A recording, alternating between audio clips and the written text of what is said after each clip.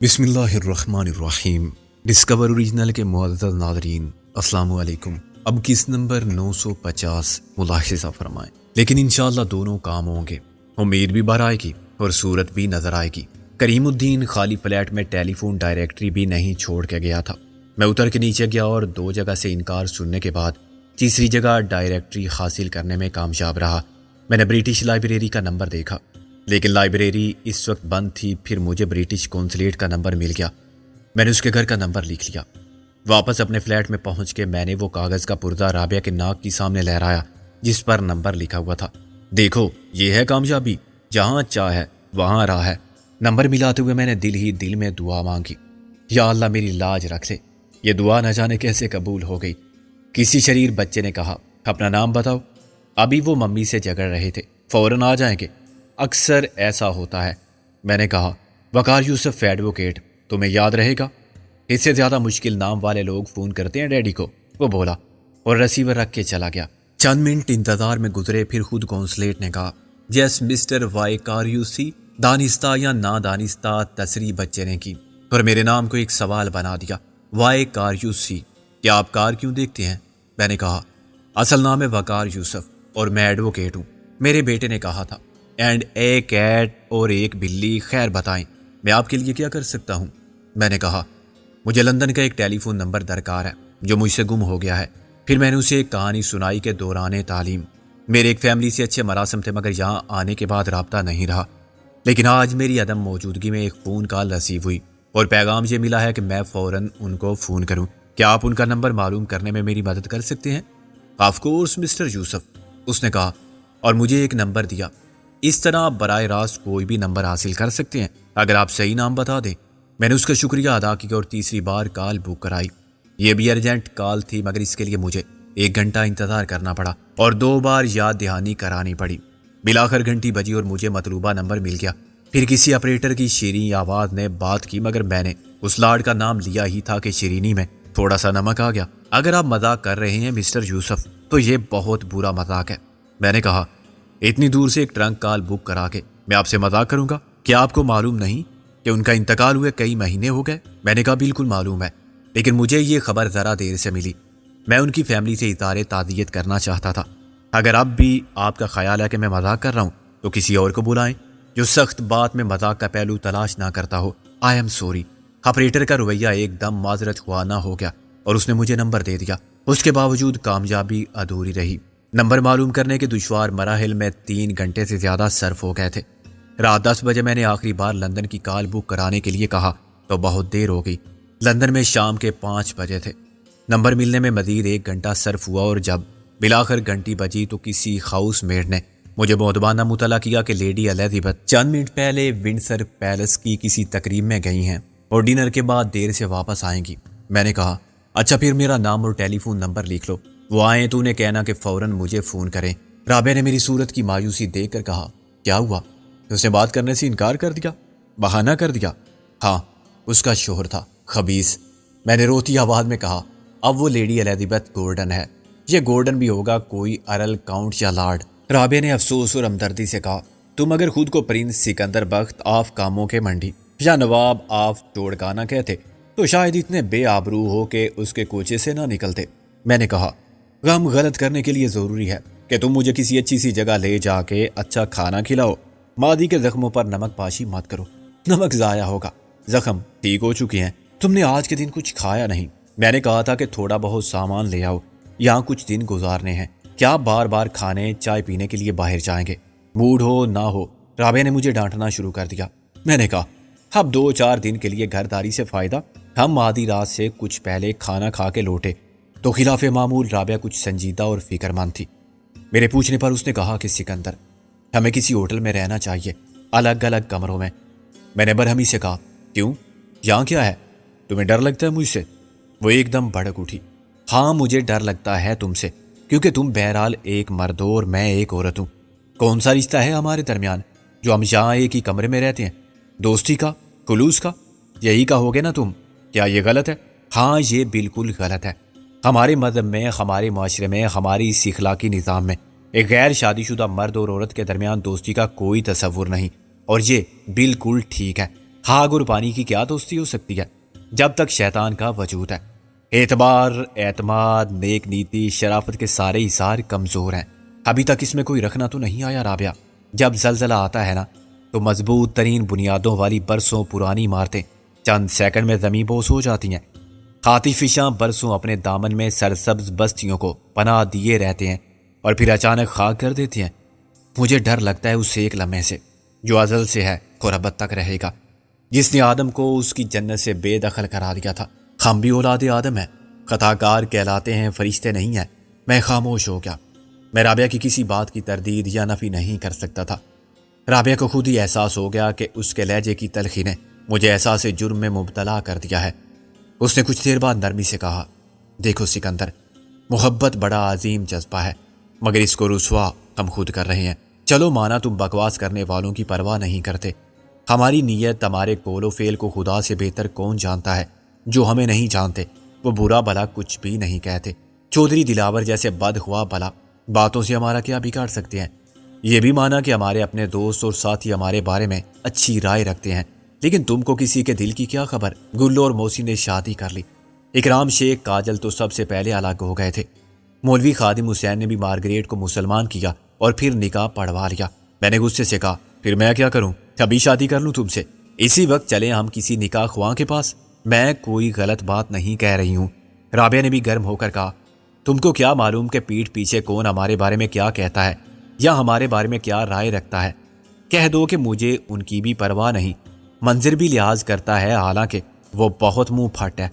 وقار یوسف تو بول نہیں سکتا، لیکن کیا کبھی ان کے دل میں بھی خیال نہیں آتا ہوگا کہ آخر یہ لوگ کیسی زندگی گزار رہے ہیں؟ رابعہ، سکندر، غالب، نازو ہر جگہ ہر وقت ایک ساتھ رہتے ہیں، تو پھر شادی کیوں نہیں کر لیتے؟ کیا فرق ہے ان کی اور کسی شادی شدہ جوڑے کے جذبات میں اور معمولات میں؟ مجھے شرم آنے لگی ہے لوگوں سے نظر ملاتے ہوئے۔ اگر ہم الگ رہیں، صرف کام سے ملیں سب کے سامنے تو اور بات ہے، مگر تم دیکھو ہم کیسے رہتے ہیں۔ کیا کسی کے دل میں غلط خیال نہیں آئے گا اگر یہ معلوم ہو جائے کہ کراچی میں ہمارے پاس ایک ہی کمرہ تھا، ہوٹل میں بھی، ادھر ہم نے ایک فلیٹ لے لیا تھا، پھر ہم لندن چلے گئے؟ میں نے اسے بولنے دیا، مگر جب وہ پھوٹ پھوٹ کر رونے لگی تو میں نے کہا، تم ٹھیک کہتی ہو رابعہ، ابھی کسی کو کچھ بتانے کی ضرورت نہیں، لیکن صبح ہم نکاح پڑھوا لیں گے۔ اس کے لیے 2 گواہوں کے سوا کسی کی ضرورت نہیں ہوتی۔ اکرام شیخ اتنا تو کر ہی سکتا ہے کہ کاجل کو بتائے بغیر نکاح کا گواہ بننے آ جائے کسی مسجد میں اور اپنے ساتھ کسی کو بھی لے آئے۔ رابعہ نے انکار میں سر ہلایا، میں ایسے شادی نہیں کروں گی جیسے میں گھر سے بھاگ کے آئی ہوں۔ یہ نکاح ہوگا کسی گناہ کے امکانات سے بچنے کے لیے۔ ہم اسی طرح رہیں گے جب تک نکاح کا اعلان نہیں کرتے اور تمہاری رخصتی نہیں ہوتی، بالکل اسی طرح جیسے تم چاہتی ہو۔ محض ایک اخلاقی، قانونی اور مذہبی ضرورت پوری کرنے کے لیے ہم نکاح کر لیتے ہیں۔ ازدواجی زندگی کا آغاز ہم ایسے گھر میں آباد ہو کے کریں گے۔ برا مت ماننا سکندر، یہ ہو سکتا ہے، لیکن کیا؟ اب کیا اعتراض ہے؟ اس کے بعد تمہارے ذہن کو باندھنے کی تلاش ہوگی، کوئی ایسی دیوار نہیں ہوگی جو گرائی نہ جا سکے، جو تمہیں روکے، جس کے وجود کو تسلیم کرنا ضروری ہو۔ رابعہ کی بات اور ہے، تمہاری بیوی کیا کرے گی؟ اس نے نظر جھکا کے بڑی مشکل سے کہا۔ میں نے اپنا سر دونوں ہاتھوں میں تھام لیا۔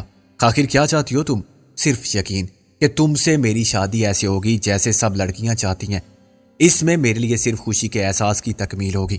یہ خیال نہیں ہوگا کہ شادی ایک رسمی کارروائی ہے، خانہ پوری ہے اور لوگوں کے لیے ایک دلچسپ تماشا ہے، ڈرامہ ہے۔ کوئی یہ نہ کہے اور سمجھے کہ ہم نے مصلحت کے تحت یا خوف سے شادی کی۔ ہم مجبور ہو گئے تھے، خدا نہ خواستہ، اب شاید راز کے ڈر سے نہیں۔ سب کو یہ یقین ہونا چاہیے کہ ہم نے اپنی مرضی اور خوشی سے محبت کی اور عزت و آبرو کے ساتھ بالکل صحیح وقت پر شادی کی۔ جب حالات سازگار ہوئے اور ہم نے محسوس کیا کہ اب گھر بسانا چاہیے، میں اسے حیرانی سے دیکھتا رہا۔ میں تم سے 100% متفق ہوں، لیکن میری سمجھ میں یہ نہیں آ رہا کہ تم مجھ سے کیا چاہتی ہو۔ میں کیا کروں؟ تم کچھ مت کرو۔ مجھے معلوم ہے کہ تمہارے دل میں میری محبت کا جذبہ کتنا پاک صاف ہے۔ تم کو میری عزت اتنی ہی عزیز ہے جتنی خود مجھے، اور اسی لیے میں تمہاری بہت عزت کرتی ہوں۔ ان 2-4 دنوں کی کوئی بات نہیں، لیکن ایک تو کسی کو بھی پتہ نہیں چلنا چاہیے کہ ہم ہوٹل میں تھے تو ایک کمرے میں تھے، اور پھر یہاں اس فلیٹ میں ساتھ تھے۔ ہم آئندہ ایسی صورتحال سے بچیں گے، ہم الگ رہیں گے، ہر وقت ساتھ رہنے کے باوجود۔ ہوٹل میں ہوں گے تو ہمارے کمرے الگ ہوں گے، لندن میں بھی، لیکن اس کا مطلب یہ نہیں کہ میں تمہاری نکاح والی تجویز مسترد کر رہی ہوں۔ اخلاقی مذہبی نقطۂ نظر سے نکاح صرف ایجاب و قبول ہے، قانونی طور پر اس کی رجسٹریشن ضروری ہے۔ ہم اس نکاح کی حیثیت کو اپنی ذات تک محدود رکھیں گے. پھر جب ہم شادی کریں گے تو اعلانیہ نکاح ہوگا, سب دوست احباب کے سامنے. دوبارہ نکاح پڑھوانا کوئی گناہ نہیں ہے. میں نے دری پر لیٹ کر چھت کو گھورتے ہوئے کہا, جیسے تمہاری مرضی, مجھے کوئی فرق نہیں پڑتا. تمہاری خوشی کے لیے میں کچھ بھی کر سکتا ہوں. Thank you Sikandar. اس نے سکون کی گہری سانس لی اور مسکرائی. یہ بات کہتے ہوئے میں بلا وجہ ڈر رہی تھی. تم پاگل ہو, میں نے کہا اور کروٹ بدل کے سو گیا. ٹیلی فون کی گھنٹی پر میں ہڑبڑا کے اٹھا. رسیور اٹھاتے ہی میں نے کلائی کی گھڑی پر نظر ڈالی تو صبح کے 4 بجے تھے. لندن میں رات کے 11. آپریٹر نے کہا, مسٹر سکندر بخت. میں نے کہا, یس اسپیکنگ. ہولڈ آن کریں, آپ کی کال ہے لندن سے. اب رابعہ بھی آنکھیں کھول کے مسکرا رہی تھی. میں نے اسے آنکھ ماری. اب ذرا سننا جذباتی مکالمے, تمہارا دل کباب ہو جائے گا. رابعہ کے بولنے سے پہلے الزبتھ کی آواز آئی. ہیلو. میں نے کہا, Elizabeth, is that you Sikandar? Elizabeth نے کہا, مجھے یقین نہیں آتا. میں نے کہا, آ جانا چاہیے. یہ میری روح کی آواز نہیں ہے. میں اسی دنیا میں ہوں اور زندہ ہوں. تم سے بچھڑنے کے باوجود حصولاً تو مجھے مر جانا چاہیے تھا. وہ ہنسی. تم وہی ہو, بالکل نہیں بدلے. مجھے تمہارا پیغام اور فون نمبر ابھی واپسی پر ملا. ہاں, تم ونڈسر پیلس میں مدعو تھی لیڈی الزبتھ گورڈن. مبارک ہو, تم نے شادی کر لی. بے وفا. تھینکس. وہ ہنسی. اور تم نے؟ مرد تو ہوتے ہی بے وفا ہیں. میں نے کہا, کیا وہ بہت ہینڈسم ہے؟ مجھ سے بھی زیادہ. ہاں. اور تمہاری بیوی, کیا وہ مجھ سے زیادہ حسین ہے؟ کیا سورج سے بڑھ کر کوئی روشن ہو سکتا ہے؟ خیر, تم خود فیصلہ کر لینا دیکھنے کے بعد کہ یہ کس حد تک سچ ہے. میں نے کہا, اوہ, کیا تم لندن آ رہی ہو؟ میں نے کہا, یہی بتانے کے لیے میں نے تمہیں فون کیا تھا. لیکن سکندر بخت, میں نے کہا, ہاں, قانونی طور پر میں حکومت سے کلیئرنس لیے بغیر تمہاری پاک سرزمین پر قدم نہیں رکھ سکتا. میں تم کو NOC دلوانے کے لیے کیا کر سکتی ہوں؟ کچھ نہیں. میں نے کہا, برطانوی حکومت پہلے میری حکومت کو لکھے گی اور یہ بڑا لمبا سرخ فیتے کا چکر ہے. میں دوسرے نام سے آؤں گا. دوسرے نام سے؟ جعلی پاسپورٹ پر؟ نہیں, پاسپورٹ اصل ہوگا, بس اپنا نام بدل لیا ہے میں نے. چلو ٹھیک ہے, میں انتظار کروں گی. میں نے کہا, الزبتھ, مجھے تمہاری مدد کی ضرورت ہے. اگر تم کسی سے برٹش کونسلیٹ کو فون کرا دو کہ مسٹر وقار یوسف ایڈوکیٹ کو ٹورسٹ ویزا دے دیا جائے تو میرا کام آسان ہو جائے گا. وقار یوسف, یہ تمہارا نیا نام ہے؟ آفیشل؟ 100% آفیشل. پاسپورٹ پر میرا یہی نام ہے. دراصل تمہارے نسل پرست گورے سفارتی ارکان آج بھی پسند نہیں کرتے کہ بلا وجہ کوئی میرے جیسا کالا برطانیہ گھومنے جائے. واہ, اس کی جان تمنا آج بھی الزبتھ جیسی لڑکی ہو جس کی حسرت دید. وہ ہنسی. اوکے, زیادہ بدماشی کی ضرورت نہیں. میں اپنے شوہر سے کہہ دوں گی. کل کسی وقت تم برٹش کونسلیٹ سے مل لو. میں نے کہا, تھینک یو ڈارلنگ. باقی ملاقات پر تم اور تمہاری بیوی میرے مہمان رہو گے. گاڑی تمہیں ہیتھرو سے پک کرے گی. ہمارا شوفر وہی ہے, تم اسے پہچان لو گے. مگر تمہارا شوہر, وہ مجھے قتل تو نہیں کر دے گا؟ الٹا مجھے ڈر ہے کہ تم اسے قتل کر دو گے. پھر بھی میں رسک لے رہی ہوں. وہ بیچارہ ذرا بھی جوڈو کراٹے نہیں جانتا. تم اپنی بیوی سے بات نہیں کراؤ گے؟ وہ جاہل ہے, انگریزی کا ایک لفظ نہیں بول سکتی. میں نے کہا, ہو ڈیئر. اس نے ترس کھا کے کہا, یہی تو المیہ ہے تم لوگوں کا. ارینج میرج کر لیتے ہو, بس شکل دیکھتے ہو یا جہیز. کیا تمہیں یہاں رہ کے بھی فرق نہیں پڑا کہ خود پسند کرتے تھے کسی کو؟ کیا کریں الزبتھ, ہم جاہل دقیانوسی سوچ والے معاشرے کے قیدی ہیں. Very back word. اچھا, تھینکس اگین اینڈ بائی. میں نے ریسیور رکھ دیا. چکر بعد, رابعہ نے کہا. میں نے کہا, صدمے سے بے ہوش ہو جائے گی تمہیں دیکھ کے. پاکستانی لڑکی کے بارے میں سارے تصورات باطل ہو جائیں گے. ایڈوکیٹ, سپریم کورٹ, او مائی گاڈ. موروثی دولت مندی سے پرنس یا پرنسس بن جانا تو تقدیر کے کھیل ہیں. صلاحیت یا قسمت سے عزت پانا معیار ہو تو تمہارا مقابلہ کوئین الزبتھ نہیں کر سکتی. یہ الزبتھ کیا چیز ہے؟ یس, اور یہ میرا بکنگم پیلس. کیا بات ہے اس کی؟ رابعہ بولی. 5000 زیادہ دے کے خریدا ہے ہم نے. اس کے بعد سونا مشکل تھا. آدھے گھنٹے بعد صبح کا اجالا پھیلنے لگا. میں رابعہ کو الزبتھ کے بارے میں بتا رہا تھا اور اس کے باپ کے بارے میں کہ اچھا ہوا مر گیا, ورنہ میرا نام سنتے ہی وہ برطانوی بیریا فضائیہ اور سب فورس کو الرٹ کر دیتا کہ ہوشیار, خبردار, اس خطرناک شخص کو سلطنت برطانیہ کی حدود سے بے دخل کر دیا گیا تھا. وہ بیس بدل کے پھر لندن آ رہا ہے, ضرور ہمارا تہذیبی ورثہ برباد کرنے یا چرا کر لے جانے کی نیت سے. ایسا نہ ہو کہ وہ ہمارا دریا بھی چرا کر لے جائے. اس کالے آدمی کو دیکھتے ہی گولی بلکہ گولا مار دو. اب پتہ نہیں الزبتھ کا شوہر کیا چیز ہے. اگر بوڑھے نے خود پسند کیا ہوگا تو ویسا ہی ہوگا. الزبتھ نے تمہیں پسند کیا تھا تو دوسرا بھی تم جیسا ضرور ہوگا. میں نے کہا, خاتون, اس ناچیز کا ثانی زمانے میں نہیں، ایک اوریجنل پیس آف آرٹ تھا جو اب آپ کی ملکیت ہے۔ ناشتہ کرنے کے لیے ہمیں تیار ہو کے صبح 7 بجے پھر فلیٹ سے نکلنا پڑا، اور کچھ نہ صحیح، اگر میں نے چائے بنانے کا انتظام ہی کر لیا ہوتا تو ہم صبح 5 بجے سے 7 بجے تک چائے کی حسرت دل میں لیے نہ پڑے پھرتے۔ باہر جانے سے پہلے مجھے خیال آیا کہ اکرام شیخ سے اس کے گھر پر ہی بات کر لوں۔ وہ میاں بیوی 8 بجے اسکول پہنچتے ہوں گے تو 7 بجے یقیناً جاگ جاتے ہوں گے، اور گھر سے شاید 7:30 بجے نکلتے ہوں گے، لیکن نہ جانے کیوں اب میں اکرام شیخ پر بھروسہ کرتے ہوئے ڈرتا تھا۔ اصل خطرہ اس کی ذات کو مجھ سے تھا۔ سب سے اچھا یہی تھا کہ اسے ہمارے بارے میں کچھ علم نہیں نہ ہو، پھر دلاور کو بتانے کے لیے اس کے پاس کیا ہوگا؟ صبح سویرے تمام اچھے ریسٹورنٹ بند تھے، لیکن ایرانی ہوٹل بھرے ہوئے تھے۔ یہ سب دفتروں، کارخانوں میں کام کرنے والے یا مزدور پیشہ لوگ تھے۔ ہم نے ایک فیملی کیبن میں بیٹھ کے پوری چھولے کھائے اور چائے پی۔ اب میں بھی خاموش تھا، رابعہ بھی خاموش تھی، لیکن ہمارے ذہن ایک ہی بات سوچ رہے تھے جو اہم نہ ہونے کے باوجود میرے اور رابعہ کے لیے زندگی کے اہم ترین فیصلے کی حیثیت رکھتی تھی۔ یہ مستقبل کے خوابوں کے محل کی خشت اول تھی۔ جب بنیاد رکھتی تو پھر محل بھی کھڑا ہو جائے گا۔ قدرتی طور پر میں جذباتی تھا اور قدرے رنجی تھا۔ مجھے اپنے والد کا خیال آیا اور اپنے دوست یاد آئے۔ یہ کس نے سوچا تھا کہ یہ تقریب کسی اہتمام انتظام کے بغیر ایسے اچانک ہو جائے گی کہ ہمارے سوا کسی کو کانو کان خبر نہیں ہوگی؟ یہ ایسی بات نہ تھی جس کو راز رکھا جاتا۔ یہ سارے زمانے کو ڈنکے کی چوٹ پر سنائے جانے کے قابل خوشخبری تھی، مگر ہم حالات کے سامنے سرے تسلیم خم کر کے خاموش رہنے پر مجبور تھے۔ شاید ایسے ہی جذبات رابعہ کے تھے۔ عورتیں یوں بھی زیادہ حساس ہوتی ہیں، خوشی یا غم، آنسو بھی ان کے جذبات کی غمازی کرتے ہیں۔ میں نے کہا، تم نے کچھ کھایا نہیں؟ تم نے کب کھایا ہے؟ رابعہ نے نظر اٹھائے بغیر کہا۔ میں نے کہا، رابعہ، میں آنسو نہیں دیکھنا چاہتا تمہاری آنکھوں میں۔ اس نے آنکھوں میں اتر آنے والی نمی پر شرمیلی اداس مسکراہٹ کا پردہ ڈال دیا۔ رونے کی تو کوئی بات ہی نہیں۔ ہاں، اور میں نے یہ طے کیا ہے کہ ہم اس معاملے میں اکرام شیخ کو بھی شریک راز نہیں کریں گے۔ میں نے کہا، یہاں اور کون ہے ہمارا؟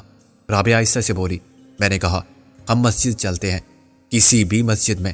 ہم عاقل و بالغ ہیں، یہ مولوی صاحب بھی دیکھ سکتے ہیں۔ ہم الفیہ کہہ سکتے ہیں کہ ہم اپنی مرضی سے شادی کر رہے ہیں۔ شرعاً یہ نہ گناہ ہے نہ معیوب ہے۔ کوئی وجہ نہیں کہ ہم پر اعتبار نہ کیا جائے اور ہمیں 2 گواہ نہ مل جائیں۔ رابعہ نے اپنی رضامندی کا اظہار صرف سر ہلا کے کیا۔ ساری ذمہ داری اس نے مجھ پر چھوڑ دی تھی۔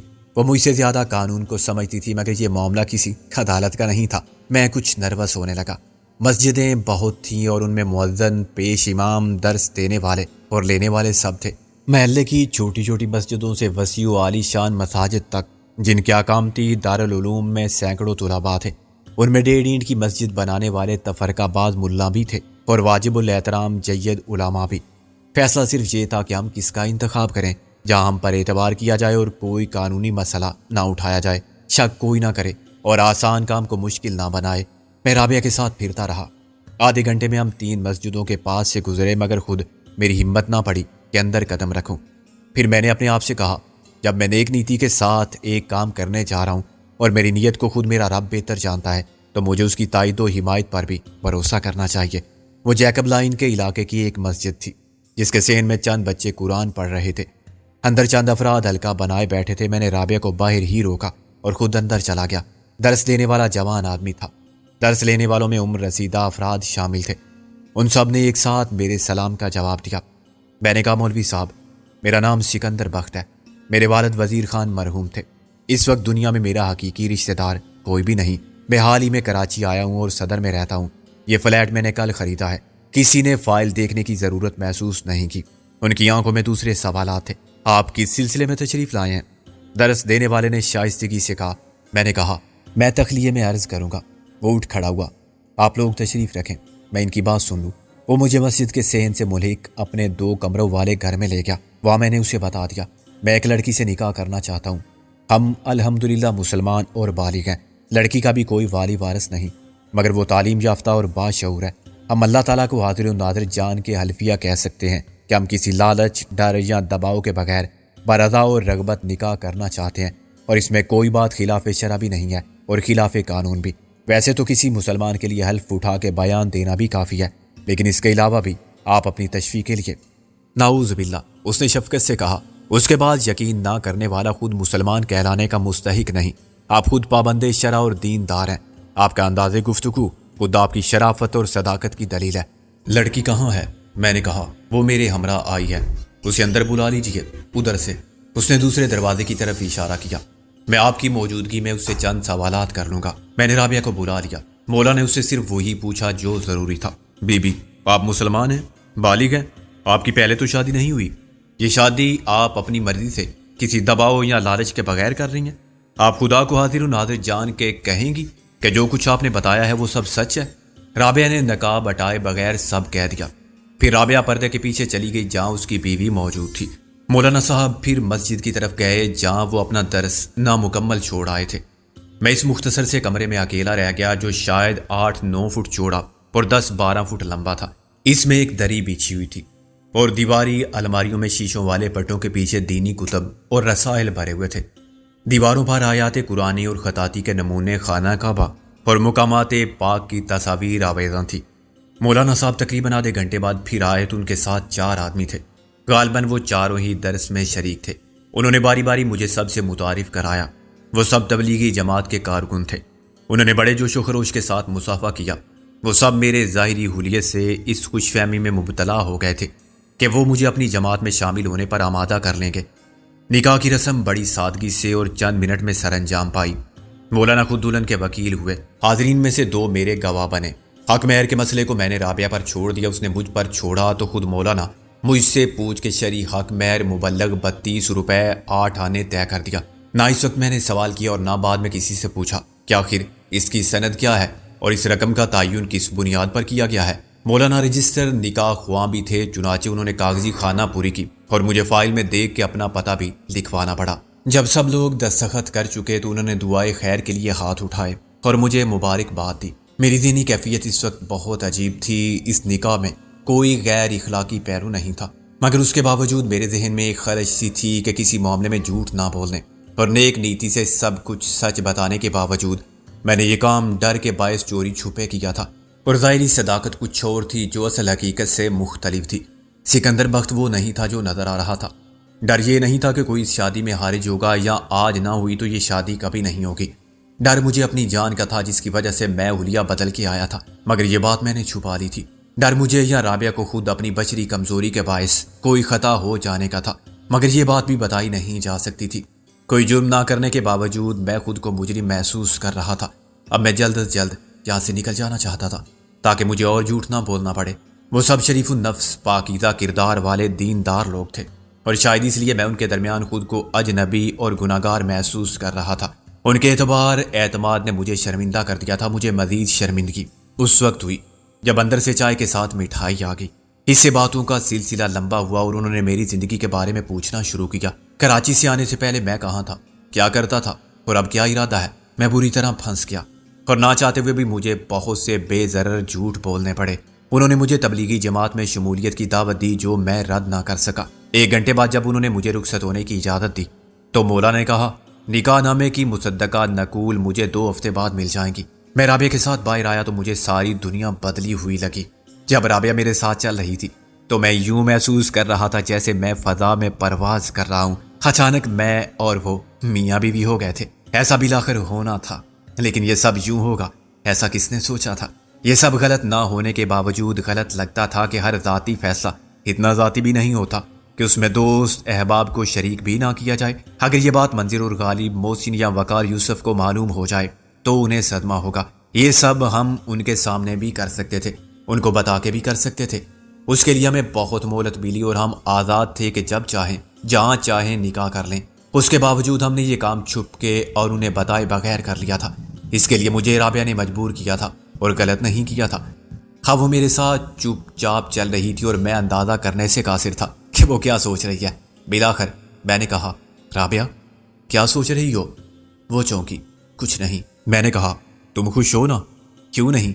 کیا تم خوش نہیں ہو؟ وہ بولی میں بہت مطمئن ہوں کہ ہم نے کسی خرابی سے پہلے اس امکان کو ختم کر دیا، لیکن ایک احساس ہے کہ یہ سب کچھ ویسے ہی ہوتا جیسے سب چاہتے تھے تو اچھا ہوتا۔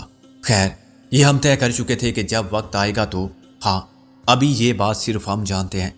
میں اپنے وعدے پر قائم ہوں، عملاً اس سے کوئی فرق نہیں پڑے گا، لیکن اب میں تم کو اپنی شریک حیات کہوں تو یہ جھوٹ نہیں ہوگا۔